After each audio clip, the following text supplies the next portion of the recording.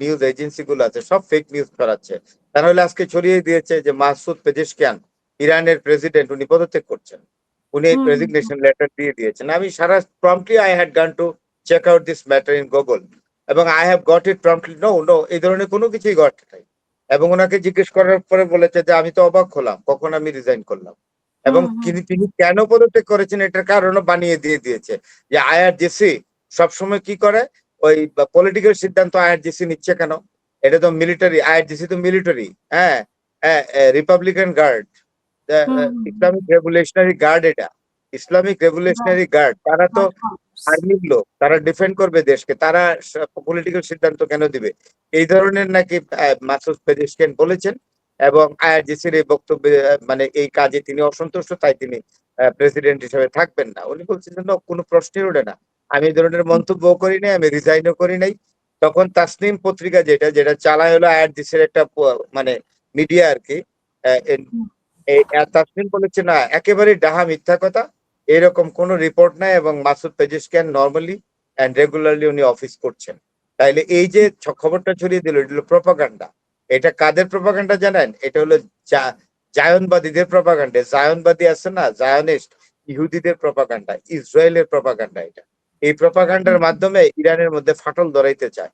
ইরানের যে বর্তমান শাসক আছে যারা, তাদের মধ্যে একটা ফাটল ধরাতে চায় আইআরজিসি, এবং যারা সিভিল প্রশাসক আছেন যারা, তাদের মধ্যে একটা আহ, ঢুকাতে পারলে, ফাটল ধরাতে পারলে, বিভেদ সৃষ্টি করতে পারলে, এটা আমেরিকা এবং ইসরায়েলের জন্য খুব সুবিধা। কোন রকমের সরকার পতন করাতে পারে ইরানের। এটা হলো তাদের ইল ডিজাইন। কারণ কোনোভাবেই তো পাচ্ছে না, আসলে ইরানের সাথে তো কোনোভাবেই পাচ্ছে এক্স্যাক্টলি, না। হুম। এক্স্যাক্টলি। এখন কালকে যে ট্রাম্প দাবি করেছে যে ইরান গ্যারান্টি দিয়ে বলছে যে তারা পরমাণু অস্ত্র তৈরি করবে না, এরকম মানে কিভাবে এত মিথ্যা আমি কথা এই গ্যারান্টির কথা তো পেলাম না কখনোই। ইরান একটা কথা বলতো যে আমরা না, ইরান তো ধর্মীয় আজকে না করে দিয়েছে। ইরানের হ্যাঁ, পররাষ্ট্র মন্ত্রণালয় থেকে বলছে যে না, আমরা এরকম কোনো কথাই তাদের সাথে বলি নাই, পরমাণু এক্স্যাক্টলি, ইস্যুতে তাদের সাথে বিভিন্ন কোনো কথা। কথাবার্তা আসছে। ইরান প্রথম দিকে বলছিল যে আমাদের ধর্মীয় নেতা আলী খামেনি, যিনি শাহাদত বরণ করেছেন, তো তিনি এটা বলেছেন যে আমরা তো আরো এই ধরনের মারণাস্ত্র ব্যবহার করা ঠিক না, এটা আমাদের ইডিওলজি, রাষ্ট্রের যে আমাদের ইডিওলজি আছে, মূল্যবোধ হুম, আছে, আমাদের আদর্শ আছে, সেই জায়গা থেকে এটা আমরা করি না। কিন্তু উনি আবার পরে কথা ফাঁক রেখেছেন, যদি আমার দেশের এবং জাতির অস্তিত্ব বিপন্ন হয়, তখন ইরান সিদ্ধান্ত নিবে কি করা হবে। তো কোনোদিন তো হুম, ইরান এরকম ডাইরেক্টলি বলে নাই যে না, হুম, আমরা এটা মানে অ্যাটম বোমা আমরা কখনই বানাবো না।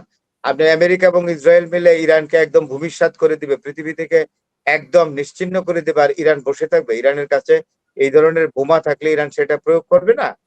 আর ইরানের হুম, কাছে এরা তৈরি করবে না? এইগুলো হলো বাহুল্য কথাবার্তা, গসিপস এবং রিউমার্স আর ইভলভিং, ঘুরছে, হুম, যে গুজব ছড়িয়ে একটা সমস্যা তৈরি করছে, আন্তর্জাতিক পর্যায়ে একটা মানে পরিস্থিতি তৈরির চেষ্টা করছে ইরান, ইরানের বিরুদ্ধে। সেটা হলো ইসরায়েল এবং আমেরিকা। কিন্তু কেউ কোনো কাজে আসছে না, কোনো ইউরোপের কান্ট্রিও করছে না, সাপোর্ট করছে না। উপরন্তু আমি আপনাকে বলি, ফ্রান্স, জার্মানি এবং ইয়ে আপনার ফ্রান্স, জার্মানি আর পর্তুগাল বোধহয় সম্ভবত, তারা তাদের স্বর্ণ, হুম, গোল্ড আমেরিকার রিজার্ভ ব্যাংক থেকে উঠিয়ে নিয়ে যাচ্ছে। হ্যাঁ, হুম, ফেডারেল ব্যাংক থেকে উঠিয়ে নিয়ে যাচ্ছে। তারা আমেরিকাকে আর কোন রকম বিশ্বস্ত অর্থনীতির জায়গা মনে করছে না, বা রিজার্ভের জায়গা মনে করছে না, অলরেডি নিয়ে গেছে।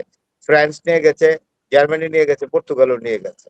এখন অর্থনৈতিক ভলিউমও কিন্তু আমেরিকার কমছে, হুম, অর্থনৈতিক ভলিউমটাও কমে যাচ্ছে, এবং ক্রেডিবিলিটি, যে ইকোনমিক ক্রেডিবিলিটি আমেরিকার ছিল, এইটাও সারা বিশ্বের কাছে আমেরিকা আগের জায়গায় আর নাই।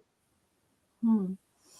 কিন্তু এখানে আরেকটা চুক্তির কথা দেখতে পাচ্ছি। মানে চুক্তি মানে চুক্তিতে মানে যুক্তরাষ্ট্রের সঙ্গে চুক্তিতে $30,000 কোটি ক্ষতিপূরণ পাবে ইরান। এটা একটা হেডিং অবশ্য মানে যুগান্তরের। সেখানে যেটা বলা হয়েছে সেটা হচ্ছে যে যুক্তরাষ্ট্র এবং ইরানের মধ্যে একটি সম্ভাব্য ঐতিহাসিক চুক্তি তিরিশ নিয়ে হাজার আলোচনা চলছে। সরি, আপনাকে একটু থামিয়ে বলে, 30,000 না, এটা আমরা প্রথমে হুম, যে খবরটা আসছে $5 ট্রিলিয়ন এর কথা বলছি।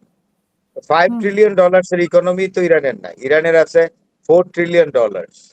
এগুলো আসলে হুম, আনভেরিফাইড নিউজ, তো হুম, এটা আমরা দিতে হুম, চাচ্ছি না, হুম, এরকম কোনো কথাবার্তা হয় নাই। এটা হুম, $5 ট্রিলিয়ন ইরানকে দিবে, এই ধরনের কথা হচ্ছে। $5 ট্রিলিয়ন দিবে, ইরানের টোটাল ইকোনমি তো $4 ট্রিলিয়ন এর বেশি। সুতরাং হুম। এগুলো এমনিতেই ছড়াচ্ছে। এগুলো একটা মুখরোচক গল্প। Until and unless it is verified, we are not going to place it in the media.